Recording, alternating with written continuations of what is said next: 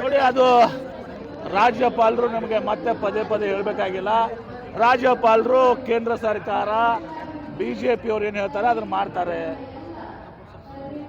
ಅದ್ರಾಗ ಎರಡು ಮಾತಿಲ್ಲ. ಅದು ಸತತವಾಗಿ ಅವ್ರು ಪ್ರೂವ್ ಮಾಡ್ತಾ ಇದ್ದಾರೆ.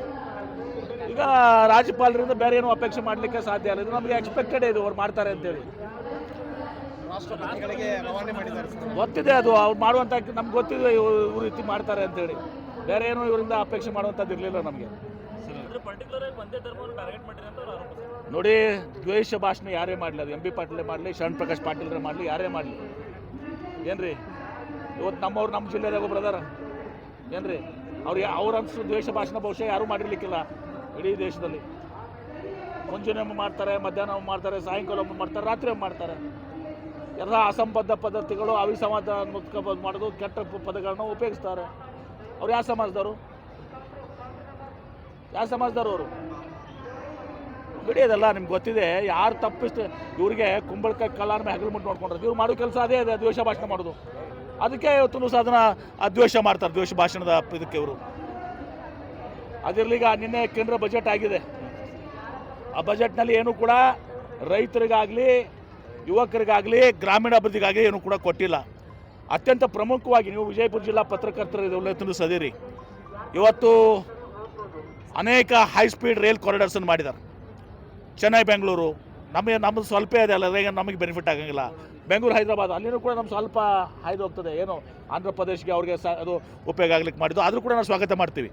ಆದರೆ ಪ್ರಮುಖವಾಗಿ ಕೇವಲ ಕರ್ನಾಟಕ ಅಷ್ಟೇ ಅಲ್ಲ, ಮಹಾರಾಷ್ಟ್ರ, ಇಡೀ ಭಾರತಕ್ಕೆ ಪ್ರಮುಖ ಕಾರಿಡಾರ್ ಏನಿದೆ ಅದು ಮುಂಬೈ ಪುಣೆ ಬೆಂಗಳೂರು.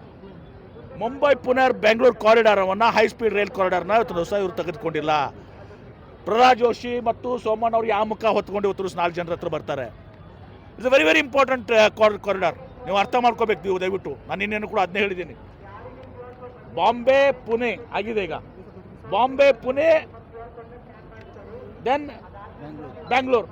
ಅದರಲ್ಲಿ ಏನಾಗುತ್ತೆ, ಉತ್ತರ ಕರ್ನಾಟಕ, ಮಧ್ಯ ಕರ್ನಾಟಕ, ಮಹಾರಾಷ್ಟ್ರ, ವೆಸ್ಟರ್ನ್ ಮಹಾರಾಷ್ಟ್ರ ಎಲ್ಲ ಕೂಡ ಬರ್ತದೆ. ವೆರಿ ಭಾಳಷ್ಟು ಇಂಪಾರ್ಟೆಂಟ್ ಎಕನಾಮಿಕ್ ಕಾರಿಡಾರ್ ಇದು. ಈ ಎಲ್ಲ 7 ಕಾರಿಡಾರ್ನಲ್ಲಿ ಅದಕ್ಕಿಂತ ಹೆಚ್ಚಿನ ಮಹತ್ವದ ಇದು ಕಾರಿಡಾರ್ ಇದು. ಆ ಕಾರಿಡಾರ್ ಬಂದು ತೊಗೊಂಡಿಲ್ಲ. ಮತ್ತೆ ನಾವು ಹೇಳ್ತೀವಿ ಪ್ರಹ್ಲಾದ್ ಜೋಶಿ ಅವರು ಭಾರಿ ಪವರ್ಫುಲ್ ಮಂತ್ರಿ, ಪ್ರಧಾನಮಂತ್ರಿಗಳು ಭಾರಿ ಕ್ಲೋಸು ಅಂತೇಳಿ. ಈಗಾಗಲೂ ತಡ ಇಲ್ಲ. ಇವತ್ತು ನಾನು ವಿಶೇಷವಾಗಿ ಇದರ ಒಂದು ಆಂದೋಲನ ಮಾಡ್ತೀವಿ ನಾವು. ಎಲ್ಲ MPಸು, ಮಹಾರಾಷ್ಟ್ರ MPಸು, ಕರ್ನಾಟಕ MPಸು ಎಲ್ಲರೂ ಕೂಡ ಇವತ್ತೊಂದು ಸಹ ಈ ಕಾರಿಡಾರನ್ನು ಎಲ್ಲಿವರೆಗೆ ಮುಂಬೈ ಬೆಂಗಳೂರು ಕಾರಿಡಾರ್ ಇನ್ಕ್ಲೂಡ್ ಆಗೋದಿಲ್ಲ ಅಲ್ಲಿ ತನಕ ನಾವು ಭಾಳ ದೊಡ್ಡ ಪ್ರಮಾಣದಲ್ಲಿ ಈ ವಿಷಯದಲ್ಲಿ ಜನಜಾಗೃತಿ ಹೋರಾಟವನ್ನು ಮಾಡ್ತೀವಿ. ಆಗಬೇಕದು. ಅದರಲ್ಲಿ ನಾನು ವಿಶೇಷವಾಗಿ ವಿನಂತಿಯನ್ನು ಮಾಡ್ಕೋತೀನಿ, ಕೈ ಮುಗಿದು ಪ್ರಾರ್ಥನೆ ಮಾಡ್ತೀನಿ. ಇವರು ಏನು ಸಚಿವರಿದ್ದಾರೆ, ಪ್ರಹ್ಲಾದ್ ಜೋಶಿ ಅವರು, ಬೊಮ್ಮಾಯಿ ಅವರು, MPಸು, ನಮ್ಮ MPs ಇವರು ಆಟಕ್ಕೂ ಇಲ್ಲ ಲೆಕ್ಕಕ್ಕೂ ಇಲ್ಲ. ಆಟಕ್ಕುಂಟು ಲೆಕ್ಕಕ್ಕಿಲ್ಲ ಅಂತ ಹೇಳ್ತಾರಲ್ಲ, ಆಟಕ್ಕೂ ಇಲ್ಲ ಲೆಕ್ಕಕ್ಕೂ ಇಲ್ಲ. ಪ್ರಧಾನಮಂತ್ರಿ ಬಂದು ಮಾತಾಡದೇ ಇಲ್ಲ ಅವರು, ಬೈನೇ ತೆಗಂಗಿಲ್ಲ ಅವರು. ಇದು ಭಾಳ ದೊಡ್ಡ ಅನ್ಯಾಯ. ಇವತ್ತೊಂದು ದಿವಸ ಈ ಕಾರಿಡಾರ್ಸ್ನ ಅನೌನ್ಸ್ ಮಾಡಿದ್ದೀರಿ.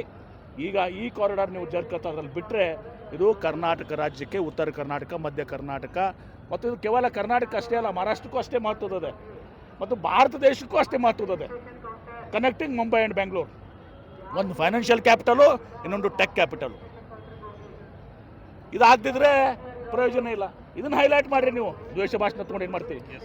ಆಗಲೇ ಹಿರಿಯ ಸಚಿವರು ಹೇಳಿದ್ದಾರೆ.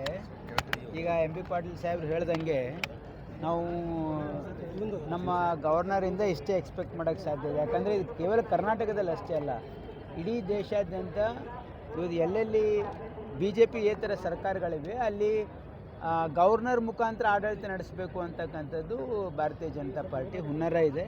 ನೀವು ನೋಡಿ, ಕೇರಳದಲ್ಲಿ ಇರ್ಬೋದು, ಅಥವಾ ನಮ್ಮ ತಮಿಳ್ನಾಡಲ್ಲಿ ಇರ್ಬೋದು, ವೆಸ್ಟ್ ಬೆಂಗಾಲಲ್ಲಿ ಇರ್ಬೋದು, ನೀವು ಎಲ್ಲ ಕಡೆಯೂ ಕೂಡ ಎಲ್ಲೆಲ್ಲಿ BJP ಏತರ ಸರ್ಕಾರಗಳಿವೆ ಅಲ್ಲಿ BJP ಏನು ಮಾಡ್ತಾ ಇದೆ ಅಂದರೆ ಅವರ ಗವರ್ನರ್ ಮುಖಾಂತರ ಅವರು ಆಡಳಿತ ನಡೆಸಲಿಕ್ಕೆ, ಹಸ್ತಕ್ಷೇಪ ಮಾಡಲಿಕ್ಕೆ, ಸರ್ಕಾರದ ತೊಂದರೆ ಕೊಡಲಿಕ್ಕೆ ಪ್ರಯತ್ನ ಮಾಡ್ತಾ ಇದ್ದಾರೆ. ಇದರಲ್ಲಿ ಹೊಸದೇನಿಲ್ಲ.